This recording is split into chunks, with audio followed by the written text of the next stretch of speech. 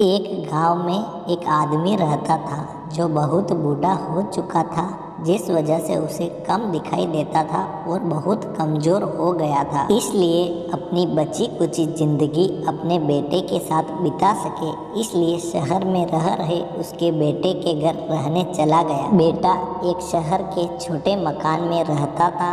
मकान तो उसका छोटा था, लेकिन उसके अंदर जो चीज़ें थी वह महंगी थी। उस मकान में बेटा, उसकी पत्नी और उनका एक 5 साल का बच्चा, यह छोटा सा परिवार साथ मिलकर रहता था। बूढ़े पिता के आने से उनके परिवार का एक सदस्य और बढ़ गया। यह पूरा परिवार रोज सुबह शाम डाइनिंग टेबल पर साथ में खाना खाया करता। बूढ़ा पिता अपनी कमजोरी के चलते हमेशा खाने की चीजें नीचे गिराता रहता और कई बार कांच के बर्तन भी टूट जाया करते थे। कुछ दिनों तक तो बहू और बेटे ने यह सब सहन किया, लेकिन बाद में वे दोनों बूढ़े की हरकतों से चिढ़ने लगे।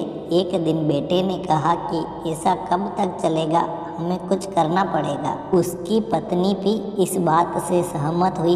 अगले दिन बेटा कहीं से एक पुराना मेज लेकर आया और एक घर के कोने में उसे लगा दिया और अपने पिताजी से कहा कि आप यहीं बैठकर खाना खा लिया करो। उन्होंने एक लकड़ी का बर्तन भी बनवाया जिसमें वे अपने बूढ़े बाप को खाना देने लगे, अपने कांच के कीमती बर्तन बचाने के लिए। अपने बूढ़े बाप को लकड़ी का बर्तन देने में उन्हें जरा भी शर्म नहीं आई। अब खाने का समय जब होता तो बूढ़ा बाप एक कोने में बैठकर खाता और बाकी का परिवार डाइनिंग टेबल पर खाना खाया करता। डाइनिंग टेबल पर बैठे बैठे दोनों कभी कभी अपने बूढ़े बाप की तरफ देख लिया करते। बूढ़े बाप की आंखों में उन्हें आंसू भी नजर आते, मगर उन पर कोई असर नहीं होता। बूढ़े का पोता भी यह नज़ारा हमेशा देखता और वह अपने में ही खोया रहता। एक दिन जब पति पत्नी डाइनिंग टेबल पर बैठकर खाना खा रहे थे, तब उनका बच्चा जमीन पर बैठकर कुछ कर रहा था। उन दोनों ने बच्चे के हाथ में लकड़ी का टुकड़ा देखा, लेकिन उन्हें कुछ समझ में नहीं आया कि बच्चा लकड़ी के टुकड़े के साथ क्या कर रहा है।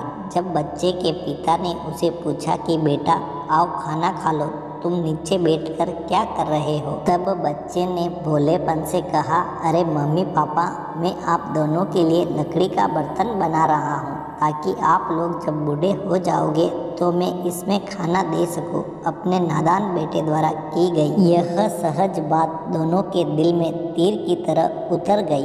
दोनों ने एक दूसरे का चेहरा निहारने लगे। बिना कुछ कहे ही दोनों की आंखों में पानी आ गया और उन्हें अपने भविष्य की किताब अपनी आंखों के सामने खुलती हुई नजर आई। उन्हें समझने में ज़्यादा देर नहीं लगी कि अब उन्हें आगे क्या करना पड़ेगा। अगले दिन कमरे के कोने से वह पुराना मेज हट गया और अब बूढ़ा पिता और बाकी का परिवार साथ में मिलकर फिर से खाना खाने लगे। बूढ़े की कमजोरी की वजह से हो रही गलतियां भी अब किसी को नहीं चिढ़ाती थी।